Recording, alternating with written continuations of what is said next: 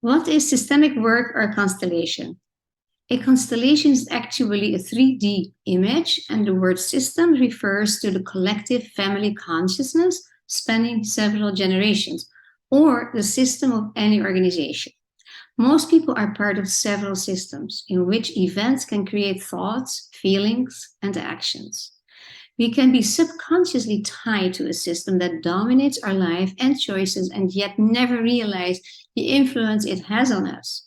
Through systemic coaching, the constellation method or mapping, it can become perfectly clear where your blockages are hidden. It can also uncover areas that need to be brought to the surface in order to create and facilitate your transformation.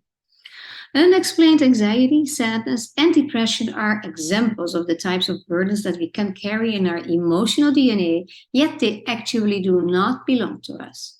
A constellation is about making the invisible visible in order to thrive in life. It is about bringing balance to the system.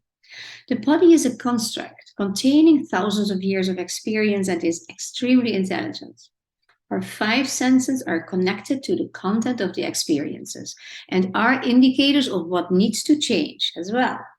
Unrecognized systemic patterns may form unconscious loyalties. We can at least have 25 kinds of loyalties, such as certain beliefs, thoughts, and opinions or rules of the system that can unwittingly thwart our success in love, work, or our life purpose entirely. Simple questions can lead to the discovery of important truths. That is great. Here are three important components of systemic work. Number one, balance of give and receive. Are you giving too much? How joyful do you feel with giving or receiving? If that is not in harmony, or for instance, you will never be a successful entrepreneur if you choose to. Many people can do a great job for their boss, but they are solely working for themselves, then they run into different things. Deep seated beliefs can become big blocks for success.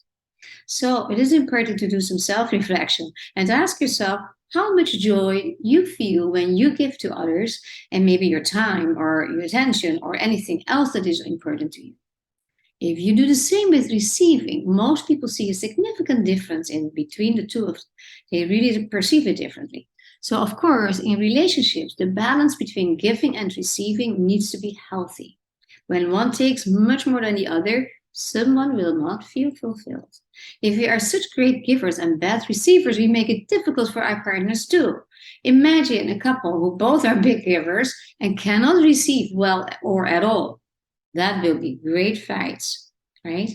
Now, number two is belonging. Everybody has a right to belong. Everybody brings in information that impacts the family system in one or another way. It could be unhealed grief, like a child who died very young, or injustice that happened to one or a group in the family, betrayal or murder. Unacknowledged or unforgiven situations are remaining in the collective consciousness of a family. Be aware that success and resilience impact the system as a whole as well. So it's not only negative. When we look systemically into belonging, then it is clear that everybody needs to belong and acknowledged. Excluded family members who are or were not acting in alignment with family values. So judgment and fear were at play in excluding those members, like the uncle in jail or the grandmother who had an affair, the incest that took place. When we are excluded, we experience all sorts of negative thoughts and emotions. Including doesn't mean one condones their behavior. We all want to belong, to be accepted and included.